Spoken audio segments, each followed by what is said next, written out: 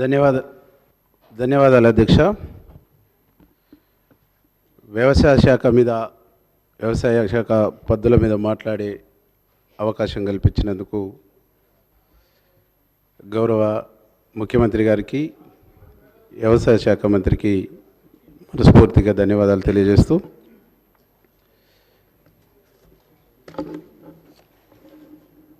భారతదేశానికి రైతే వెన్నెముక అధ్యక్ష. భారతదేశంలో రైతు పదం వాడని రాజకీయ పార్టీ లేదు, రైతుల గురించి మాట్లాడని విశ్లేషకులు లేరు, రైతు పదం ఎత్తని ఏ వ్యక్తి కూడా లేరు అధ్యక్ష. గతంలో జరిగిన ఏ ఎన్నికలైనా, గతంలో జరిగిన ఏ పార్టీ ఉపన్యాసాలైనా రైతు చుట్టే నడిచేది అధ్యక్ష. కానీ అట్లాంటి రైతు ఈరోజు గడిచిన 10 సంవత్సరాల్లో అనేక అవస్థలు పడుతున్నటువంటి ఒక పరిస్థితి మీ ద్వారా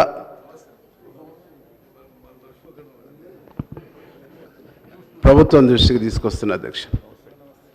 ఆనాడు రాజశేఖర రెడ్డి గారు ఉన్నప్పుడు రైతు సంక్షేమం కోసం,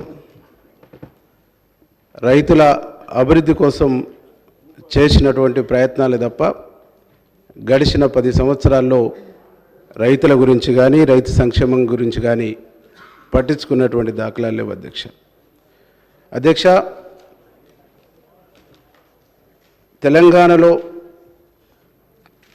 అత్యంత ఆధునిక యంత్రాలు ఉన్నప్పటికీ తెలంగాణ రైతాంగం ఎడ్ల నాగన్ల వ్యవసాయం మీద ఆధారపడినటువంటి రైతాంగం ఎక్కువ ఉంది అధ్యక్ష. తెలంగాణ రైతులకు మట్టి సోపదిగాళ్ళు అనేటువంటి ఒక పేరు కూడా ఉంది అధ్యక్ష. జోడెడ్ల జతగాళ్ళు అనేటువంటి ఒక పేరు కూడా ఉంది అధ్యక్ష. అట్లాంటి వ్యవసాయ రంగాన్ని గడిచినటువంటి 10 సంవత్సరాల్లో నిర్లక్ష్యం చేసి వ్యవసాయ రంగాన్ని పట్టించుకోకుండా దాదాపు గడిచిన 10 సంవత్సరాల్లో దాదాపుగా ఎంతమంది రైతులు ఆత్మహత్యలు చేసుకున్నారంటే, ఇది నేను చెప్తున్నటువంటి రిపోర్ట్ కాదు అధ్యక్ష,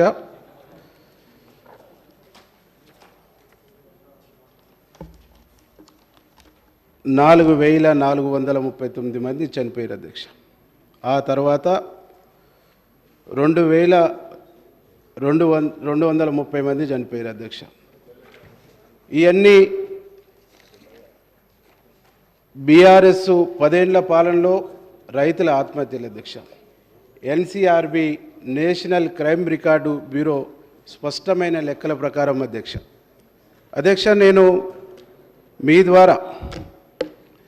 మీ ద్వారా ఈరోజు అగ్రికల్చర్ మినిస్టరే ఒక స్వయంగా రైతు కాబట్టి అగ్రికల్చర్ మినిస్టర్ గారికి రైతు కష్టాలు, రైతు కన్నీళ్ళు, రైతు కడగళ్ళు తెలుసు కాబట్టి ఈరోజు అధికారంలోకి వచ్చినటువంటి కాంగ్రెస్ ప్రభుత్వం ఒక నిజమైన రైతుకు వ్యవసాయ శాఖను అప్పచెప్తే ఆ వ్యవసాయ శాఖను అభివృద్ధి పదంలో తీసుకుపోవడానికి, ఆ వ్యవసాయ శాఖను చక్కబెట్టడానికి ఎట్లాంటి ప్రణాళికలు, ఎట్లాంటి పద్ధతులు తీసుకొస్తారనేటువంటి దానికి ఈ ప్రభుత్వం ప్రవేశపెట్టినటువంటి అగ్రికల్చర్ బడ్జెట్ 75,000 కోట్లంటే ఇంతకంటే సంతోషం ఇంకొకటి ఉండదు అధ్యక్ష. ఈ దేశంలో వ్యవసాయ రంగానికి ఇంత పెద్ద ఎత్తున బడ్జెట్ పెట్టినటువంటి రాష్ట్రం మొట్టమొదటిగా తెలంగాణ రాష్ట్రం అని చెప్పేసి సగర్వంగా చెప్తా ఉన్నా అధ్యక్ష. ప్రస్తుతం గతంలో ఉన్నటువంటి బీఆర్ఎస్ ప్రభుత్వం రైతును రాజు చేస్తామన్నారు, రైతు ఆదాయం 2 పెంచుతామన్నారు. రైతును రాజు చేసిన సంగతి దేవుడు ఎరుగు, కానీ రైతుల్ని అప్పుల పాలు చేసిందనేటువంటిది ఈ సత్యం తెలంగాణ సమాజానికి మొత్తం తెలుసు అధ్యక్ష. ఒక రైతు వ్యవసాయం చేసుకోవాలంటే రైతు 1 ఎకరా పొలం దున్నటానికి నాటు పెట్టే టైంకు దున్నకానికే 6,000 నుంచి 8,000 వరకు ఖర్చు వస్తుంది అధ్యక్ష. నాటు వేయడానికి 5,000 రూపాయల ఖర్చు వస్తుంది అధ్యక్ష. ఎరువులకు వచ్చేసి దాదాపు 3,000 చిల్లర ఖర్చు వస్తుంది అధ్యక్ష. దీన్నన్నిటిని కూడా వాళ్ళు 5,000 ఇచ్చి రైతుకి ఏదో అద్భుతాలు చేస్తున్నట్టు, రైతుని ఏదో రాజు చేస్తున్నట్టు ఒకటి గబ్బా కొట్టుకురు తప్ప రైతుకు జరిగింది, రైతుకు వనగూరింది, రైతుకు మేలు జరిగింది మాత్రం శూన్యం, శుద్ధ తప్పు అనేటువంటి ఒక విషయాన్ని ఈ సందర్భంగా మీ ద్వారా ప్రభుత్వం దృష్టికి, గౌరవ వ్యవసాయ శాఖ మంత్రి దృష్టికి తీసుకొస్తున్నటువంటి అధ్యక్ష. గడిచినటువంటి బీఆర్ఎస్ పాలనలో ఈరోజు చాలా సంస్కరణలు తీసుకొచ్చినట్టు, చాలా మార్పులు తీసుకొచ్చినట్టు, చాలా అద్భుతాలు చేసినట్టు ఒట్టి గబ్బాలు కొట్టిరు తప్ప చేసినటువంటి అద్భుతాలు శూన్యం అనేటువంటిది మీ ద్వారా నేను గుర్తు చేయదలుచుకున్నా అధ్యక్ష. మొదట ఒక్క మాట చెప్పిన అధ్యక్ష, దొడ్లడ్డు వేయకండి, సన్నొడ్లు వేస్తే మంచి లాభాలు వస్తాయని చెప్పారు అధ్యక్ష. వీళ్ళని నమ్మి రైతులంతా సన్న ఒడ్లు వేస్తే ఈ ఒడ్లను కొనే నాదులు లేక రైతులు అన్నమో రామచంద్రాన్ని బాధపడ్డటువంటి సందర్భం కూడా మనం పత్రికల ద్వారా చూసినాం. వారికి కూడా స్వయంగా తెలుసు అని కూడా ఈ సందర్భంగా నేను గుర్తు చేస్తా ఉన్నా అధ్యక్ష. ఇంకొక మాట చెప్పారు అధ్యక్ష, పత్తి వేయొద్దు అని చెప్పారు.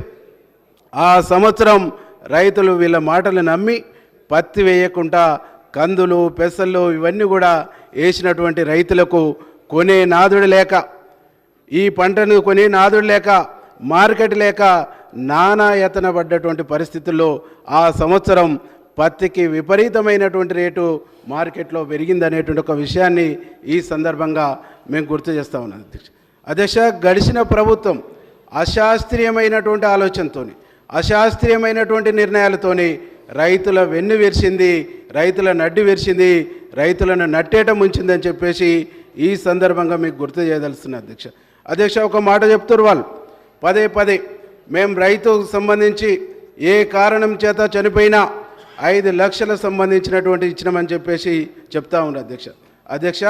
గతంలో కాంగ్రెస్ గవర్నమెంట్ ఉన్నప్పుడు ఒక జీవో తీసిరు అధ్యక్ష, ఏ రైతైనా ఆత్మహత్య చేసుకుంటే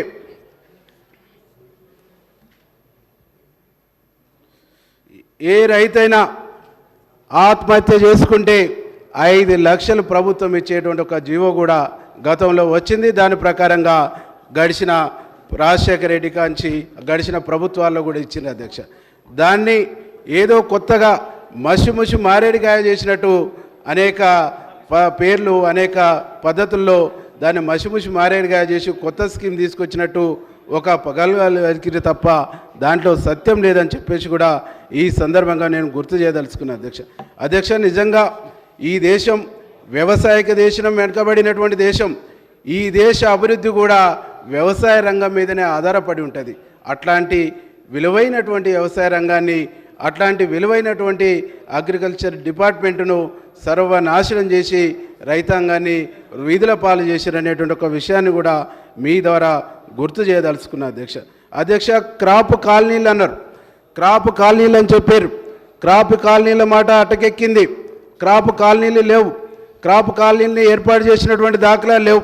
చిన్న రైతులు, చిన్న సన్నకారు రైతులు 1 ఎకరం, అరెకరం, 2 ఎకరాలు ఉన్నటువంటి వాళ్ళు ఎట్లా వ్యవసాయం చేసుకుంటారు? ఈ కమతాల ఏకీకరణ చేసి, కమతాల ఏకీకరణ ద్వారా ఒక 20 ఎకరాలు, 30 ఎకరాలని ఒకే చోట చేసి వాళ్ళకు పెట్టుబడి ఇచ్చి, వాళ్ళకు మిషనరీ ఇచ్చి, యంత్రాలు ఇచ్చేసి వారిని గొప్ప రైతును రాజు చేస్తామని చెప్పారు.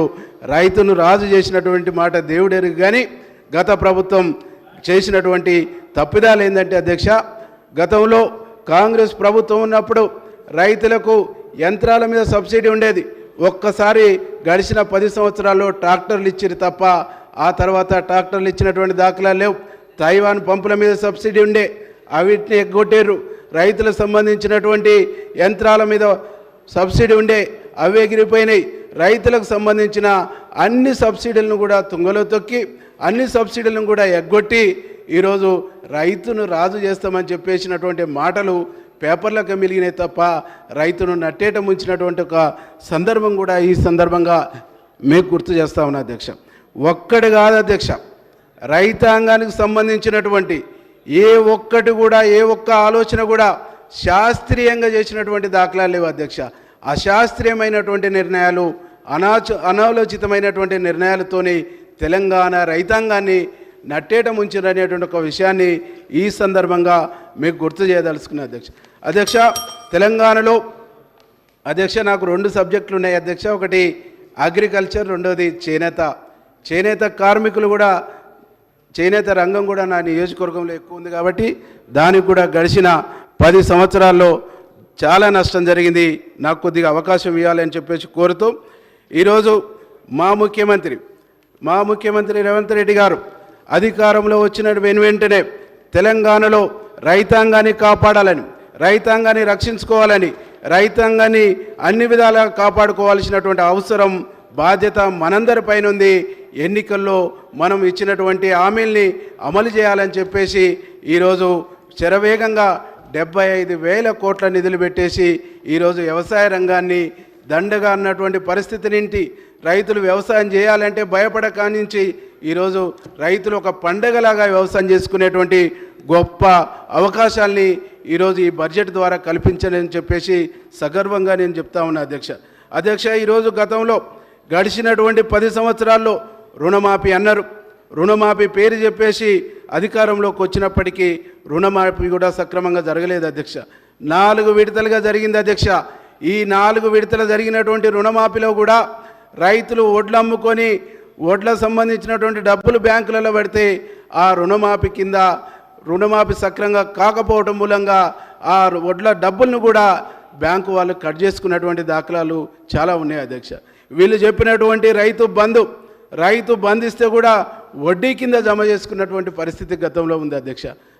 ఈరోజు నిజంగా వీళ్ళు ఇచ్చినటువంటి రైతు బంధుతోని రైతాంగం కనుక గొప్పగా ఉండుంటే, వీళ్ళు ఇచ్చినటువంటి రుణమాఫీతోని రుణాలే మాపై ఉండుంటే ఈరోజు మా ప్రభుత్వం, మా ముఖ్యమంత్రి గారు తీసుకున్నటువంటి నిర్ణయం 2 లక్షల రుణాల మాఫీలో 1,00,000 రూపాయలు రుణాలు మాఫీ అయినాయి.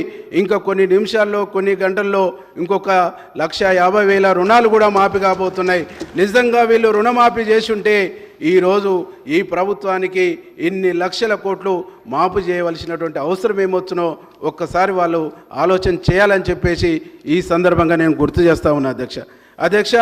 ఈరోజు రైతు ప్రభుత్వం అంటే ఎట్లుంటుందో ఆనాడు రాజశేఖర రెడ్డి గారిని చూసిర్రు, ఈనాడు ముఖ్యమంత్రి రేవంత్ రెడ్డి గారిని చూస్తుండ్రు. ఇది ప్రజాపాలన అంటే, ఇది రైతు రాజ్యం అంటే, ఇది రైతు సంక్షేమ ప్రభుత్వం అంటే అని చెప్పేసి చాలా గర్వంగా చెప్తా ఉన్నా అధ్యక్ష. ఇంకా వీళ్ళు చేసినటువంటి రైతులకు సంబంధించి ఒక్క ఇబ్బంది కాదు అధ్యక్ష, అనేక రకాల ఇబ్బంది చేశారు అధ్యక్ష. ఇలా మార్కెట్లు, దీనికి అనుసంధానంగా ఉన్నటువంటి మార్కెట్లో ఈరోజు రైతులకు సంబంధించి వడ్లు అమ్ముకుంటే వారికి అమాలి ఛార్జీలు కూడా ఇవ్వలేనటువంటి పరిస్థితి గడిచిన 8 సంవత్సరాల్లో ఉంది అధ్యక్ష. 8 సంవత్సరాల్లో అమాలీలకు కూడా డబ్బులు ఇవ్వక అవి కూడా రైతులు భరించినటువంటి ఒక పరిస్థితి ఈరోజు తెలంగాణలో ఉంది అధ్యక్ష. దానికి తోడు రైతులకు సంబంధించి మ్యాచరీ చూసేటువంటి మిషన్లు వీళ్ళు మాన్యువల్ ఇచ్చారు. మిల్లర్స్ కాడ సంబంధించి హై క్లాస్ మిషన్లు ఉండటం మూలంగా ఇక్కడికక్కడికి గ్యాప్ వచ్చి రైతులకు ఐకేపీ సెంటర్లకు తీవ్రమైనటువంటి ఇబ్బందులై చాలా బాధపడ్డటువంటి ఒక పరిస్థితి ఉంది అధ్యక్ష.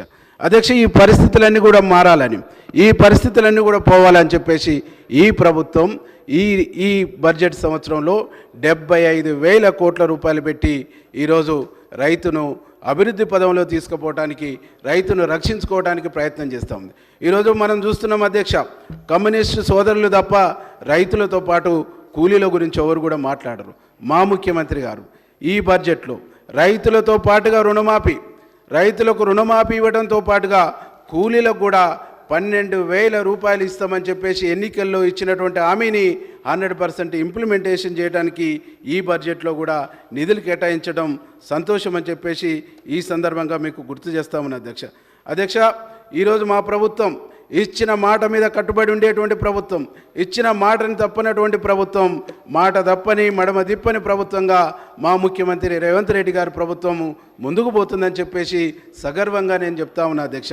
కాబట్టి ఈరోజు అగ్రికల్చర్ మినిస్టర్గా ఒక రైతును పెట్టారు కాబట్టి రైతులందరూ కూడా ఆశతో ఉన్నారు. వాళ్ళ ఆశలకు అనుగుణంగా వాళ్ళ ఎదురుచూపులకు అనుగుణంగానే ఈ బడ్జెట్లో కేటాయింపులు అనేటువంటి ఉండడంతో రైతులంతా సంతోషంగా ఉన్నారని చెప్పేసి ఈ సందర్భంగా మీకు గుర్తు చేస్తా ఉన్నా అధ్యక్ష ఈ బడ్జెట్ ద్వారా తెలంగాణలో రైతాంగానికి ఒక విశ్వాసం వచ్చింది. మేము సగర్వంగా వ్యవసాయం చేసుకోవచ్చు, ప్రభుత్వం మమ్మల్ని ప్రోత్సహిస్తుంది. ప్రభుత్వం దేశంలోనే ఈరోజు గర్వపడేటువంటి పద్ధతుల్లో దేశంలో ఆనాడు మన్మోహన్ సింగ్ ఉన్నప్పుడు ఒకేసారి 70,000 కోట్ల రూపాయల రుణాలు మాఫీ చేస్తే ఈరోజు రేవంత్ రెడ్డి గారి ప్రభుత్వం 31,000 కోట్ల రూపాయలు మాఫీ చేసిందనే గర్వంగా ఉన్నారని చెప్పేసి ఈ సందర్భంగా మీకు గుర్తు చేస్తూ రెండో అంశం చేనేత రంగం అధ్యక్ష. చేనేత రంగానికి సంబంధించి అధ్యక్ష ఈరోజు మా నియోజకవర్గంలో దాదాపు ఎల్లంకి, సిరిపురం, భోగారం, అట్లాగే మా రాజగోపాల్ అన్న నియోజకవర్గంలో మునుగోడు, మా అనిల్ అన్న నియోజకవర్గంలో పోచంపల్లిలో చేనేత రంగం ఉంది అధ్యక్ష. చేనేత రంగాన్ని దాదాపు అగ్గిపెట్టెలో పెట్టేటువంటి చీరను నేర్చినటువంటి సిరిసిల్ల ఉరిసాలైంది. ఈ సిరిసిల్లను మార్చాలని చెప్పేసి ఆనాడు అనేక పద్ధతుల్లో గత ప్రభుత్వంలో ఉపన్యాసాలకే పరిమితమైంది తప్ప చేనేత రంగానికి చేసింది శూన్యం అని చెప్పేసి ఈ సందర్భంగా నేను గుర్తు చేస్తా ఉన్నా అధ్యక్ష.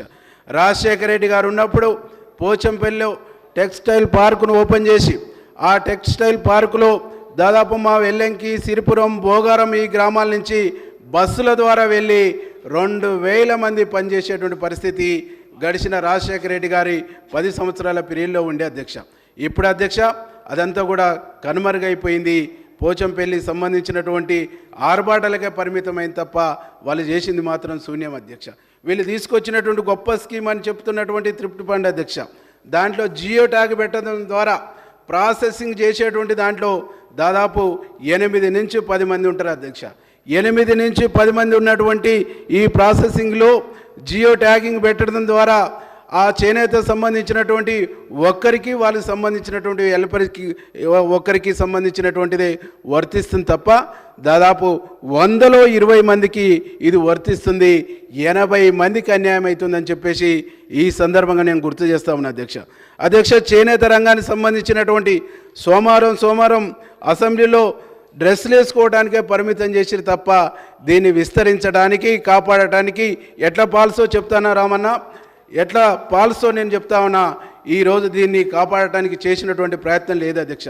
గతంలో కాంగ్రెస్ గవర్నమెంట్ ఉన్నప్పుడు టెస్కో ద్వారా అక్కడ ఉత్పత్తి అవుతున్నటువంటి, అక్కడ తయారవుతున్నటువంటి సరుకును మొత్తం కూడా కొనేది అధ్యక్ష. కొంటామని చెప్పేసి ఎంత సరుకు తీసుకుంటామో ముందు బిల్లింగ్ ఇచ్చేది అధ్యక్ష. ఈనాడు దాన్ని రద్దు చేసిర్రు, సొసైటీలో ఎన్నికలు రద్దు చేసిర్రు, సొసైటీలకు పర్సనల్ అధికారులను పెట్టిర్రు. దీంతో మొత్తం వ్యవస్థను ధ్వంసం చేసి ఒక్క మా ఎల్లంకిల్ని 10 కోట్ల సరుకుంది అధ్యక్ష. ఈనాటికి ఒక్క సిరిపురంలో 8 కోట్ల సరుకుంది అధ్యక్ష, ఒక్క భోగారంలోనే 6 కోట్ల సరుకుంది అధ్యక్ష. అట్లాగే పోచంపల్లిలో దాదాపు 20-30 కోట్ల సరుకుంది అధ్యక్ష. కనీసం ఈ సరుకును తీసుకొని హాస్టల్ పిల్లలకు దుప్పట్ల ద్వారా ఇచ్చేసినా కానీ ఈ హాస్టల్ పిల్లలకు ఉపయోగపడేది, ఆ కార్మికులు బాగుపడేటువంటి ఒక అవకాశం లేదు అధ్యక్ష. ఈ పని మాత్రం ఏం చేయలేదు అధ్యక్ష. ఈరోజు మన పోచంపల్లి చేనేతను ఇలా ప్రపంచానికి చూపించినాం అధ్యక్ష. అదే పోచంపల్లి చేనేతకు సంబంధించి పట్టుచీరకు సంబంధించి పేటెంట్ హక్కు ఉంది అధ్యక్ష. పేటెంట్ ఉన్నప్పటికీ కూడా జ్యోతి కాటన్ అని చెప్పేసి గుజరాత్కు సంబంధించినటువంటి ఒక కంపెనీ సేమ్ డిజైన్ను ప్రింట్ చేస్తూ 300 నుంచి 1,500కు అదే డిజైన్ను ఈరోజు మార్కెట్లోకి తీసుకొచ్చిన తర్వాత అక్కడ పట్టు చీరలు తయారు చేస్తున్నటువంటి చేనేత రంగం మొత్తం కూడా కుదేలైపోయింది. వాళ్ళకు ఆత్మహత్యలు తప్ప ఇంకో మార్గం లేనటువంటి ఒక పరిస్థితికి పోయిందని చెప్పేసి ఈ సందర్భంగా మీకు గుర్తు చేస్తా ఉన్నా అధ్యక్ష. ఈరోజు ఇవన్నీ సంబంధించినటువంటి ఫ్యాక్ట్స్ను మీ ముందుకు తీసుకొస్తున్నా అధ్యక్ష. మన ప్రభుత్వానికి నేను గుర్తు చేస్తా ఉన్నా అధ్యక్ష, గౌరవ ముఖ్యమంత్రి గారిని రిక్వెస్ట్ చేస్తా ఉన్నా, ఈ చేనేత రంగాన్ని కాపాడవలసినటువంటి బాధ్యత, రక్షించవలసినటువంటి బాధ్యత మనపైన ఉందని చెప్పేసి మీకు గుర్తు చేస్తా ఉన్నా అధ్యక్ష. మన చేనేత పట్టుకు సంబంధించినటువంటి చీరలకు పేటెంట్ ఉన్నప్పటికీ గుజరాత్కు సంబంధించినటువంటి జ్యోతి కాటన్ దీన్ని కాపీ కొట్టి ప్రింట్ చేస్తున్నందుకు దీని మీద చర్య తీసుకోవాలని చెప్పేసి కూడా ప్రభుత్వానికి దృష్టి తీసుకొస్తూ ఈరోజు 31,000 కోట్ల రూపాయలు రైతులకు రుణాలు మాఫీ ఇచ్చినాం. అదే చేనేత రంగాన్ని కూడా ఒక 50,000 కోట్లు మాఫీ చేస్తే ఆ చేనేత రంగం బాగుపడుతుంది. ఆ 50,000 కోట్లను మీరు మాఫీ చేయడానికి ఆలోచన చేయమని చెప్పేసి కోరుతూ, దాంతోపాటుగా ఇక్కడ చేనేత రంగంలో ఉండేటువంటి సహకార సంఘాలకు సంబంధించినటువంటి ఎన్నికలు కూడా నిర్వహించి వాటిని బలోపేతం చేయండి. రద్దయినటువంటి టెస్కో స్థానంలో మరి ఏదైనా తీసుకొచ్చి ప్రభుత్వమే చేనేత కార్మికులు తయారు చేసినటువంటి దుప్పట్లను మెటీరియల్ను కొని విద్యార్థులకు ఇచ్చేటువంటి పద్ధతుల్లో, హాస్టళ్ళకి ఇచ్చేటువంటి పద్ధతుల్లో చర్య తీసుకోవాలని చెప్పేసి మీ ద్వారా గౌరవ మంత్రి గారిని, గౌరవ ముఖ్యమంత్రి గారిని కోరుతూ ఈ అవకాశం ఇచ్చినందుకు మీకు ధన్యవాదాలు తెలియజేస్తూ ముగిస్తాను అధ్యక్ష.